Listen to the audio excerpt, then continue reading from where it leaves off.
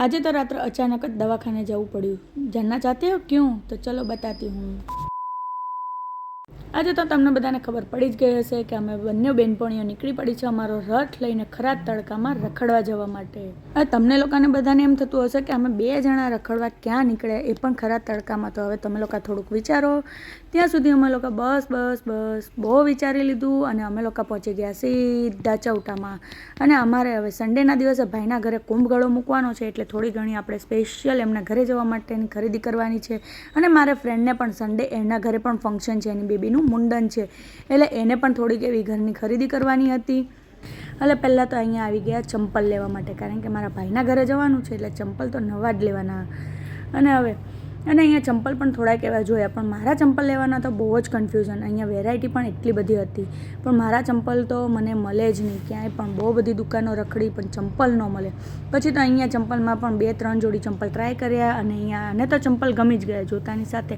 હવે મારા પગ મોટા એટલે મને ચંપલ લેવામાં બહુ જ કન્ફ્યુઝન થાય અને મારા ચંપલ તો ગમે ત્યાં મળે જ નહીં ને મને ચંપલનો બહુ જ શોખ, પણ શું કરવું બિચારા।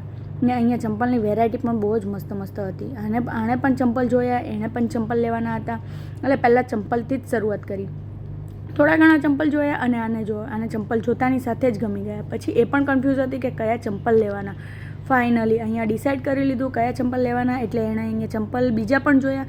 પછી એને ચંપલ જે લીધા હતા એનું ચંપલનું બિલ પે કરી લીધું અને અહીંયા ગર્દી પણ બહુ જ હતા। અમે લોકો આવી ગયા હતા બીના ચંપલ હાઉસમાં। પછી મારા માટે પણ અમે ચંપલ લેવા માટે રખડ્યા। પછી અહીંયા તો એની ઢીંગલી માટે એને ચંપલ લેવાના હતા એટલે ચંપલ લઈ લીધા। ફાઇનલી અહીંયા બહુ બધી દુકાનો રખડી અને અહીંયા મારો મેળ પણ આવી ગયો। એટલે મેં આ 2 ચંપલ લીધા હતા। 2 ચંપલમાં કન્ફ્યુઝ હતી કે કયા ચંપલ લેવાના, બંને સારા લાગતા હતા। પછી તો થોડું ઘણું ડિસાઇડ કરીને ફાઇનલ બ્લેક ચંપલ લેવાનું નક્કી કર્યું। પછી આવી ગયા ઇમિટેશન જ્વેલરીમાં ને અહીંયા આવીને આપણે લેવાની હતી કાશ્મીરી ઇયરિંગ્સ।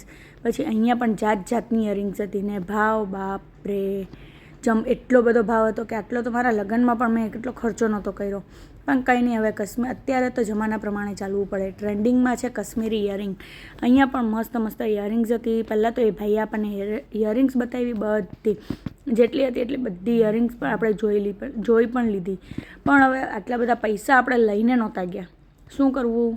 ને અહીંયા આપણા કાન બરોબર તો ઇયરિંગ્સ પણ નહોતી, કાન પણ જે આટલી ભારે ઇયરિંગ્સ પણ એટલી બધી ભારે હતી કે વાત જવા દો। પછી તો જો આટલી બધી ઇયરિંગ્સમાંથી એક ઇયરિંગ્સ એણે જોઈ ને એણે અહીંયા પહેરીને ટ્રાય પણ કરી કે કેવી લાગે છે। મસ્ત ઇયરિંગ્સ પણ મસ્ત હતી નો ડાઉટ, બટ આપણા ઉપર સૂટ થાય એવી નહોતી ને જો કેવા લાગીએ આપણે તો। પછી તો મેં પણ એને કીધું કે ના નથી સારી લાગતી, બહુ ખરાબ લાગે છે। ઇયરિંગ્સ હતી સારી પણ પછી આપણે ઇયરિંગ્સ લીધી ન લીધી કરીને પાછા અમે નીકળી ગયા ચૌટા રખડવા માટે।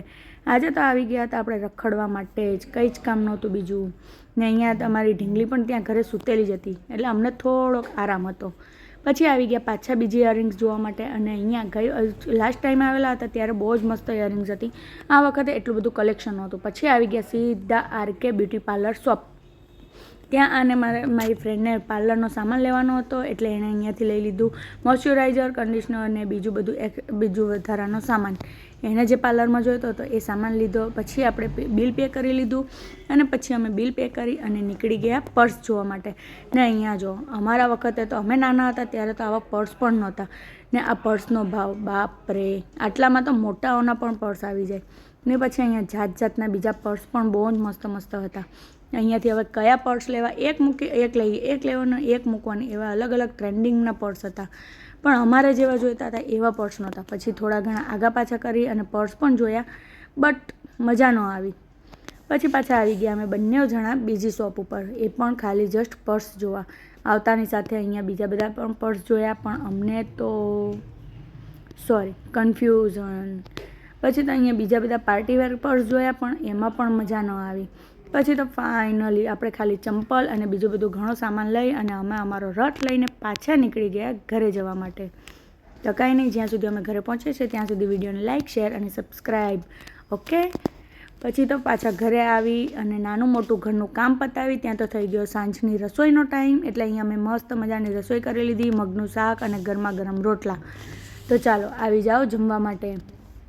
જમી કરી અને પછી આવી ગયા સીધા દવાખાને। અચાનક જ મારો પગ મચવાઈ ગયો એટલે અહીંયા દુખાવો બહુ જ થતો હતો. એટલે મયંકને કીધું કે ચાલો મને અત્યારે ને અત્યારે દવાખાને લઈ જાઓ ને, મારાથી ઊભા નહીં થવાય, અને પગ પણ નીચે નહોતો રહેતો. પછી આવી ગયા દવાખાને આવતાની સાથે ડૉક્ટરે આપણો પગ ઊંચો કર્યો, પગ પણ ઊંચો નહોતો થતો અને સૂજન તો બહુ જ આવી ગઈ હતી.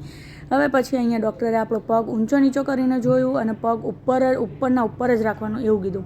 પછી તો ડૉક્ટરે મને પૂછ્યું કે આ પગ મચવાવાનું કારણ, તો મેં પણ એમને પગ મચવાવાનું કારણ કીધું તો એ પણ હસવા લાગ્યા. બસ કંઈ નહીં, આ મારી ઇન્સ્ટાગ્રામમાં એક રીલ પોસ્ટ કરવાની હતી, એના ચક્કરમાં આજે મારો પગ ભાગી ગયો. સોરી પગમાં મચકોર આવી ગઈ. અને પછી ડૉક્ટરે પણ આપણો પગ જોઈ અને પછી થોડીક એવી દવા આપી દીધી. પછી આ ડૉક્ટરને દવાનું બિલ પે કરી અને હું આવી ગઈ સીધી ઘરે આવતાની સાથે જોયું તો આ લોકોને ખબર નહીં કેમ ખબર પડી ગઈ કે મારો પગ મચવાઈ ગયો છે. એટલે હું દવાખાને ગઈ છું તો એ લોકો મારા મામા મામી બંને જણા આવી ગયા મને મળવા માટે. ઓકે, તો મળીએ નેક્સ્ટ વિડીયોમાં. Like, share, subscribe. બાય.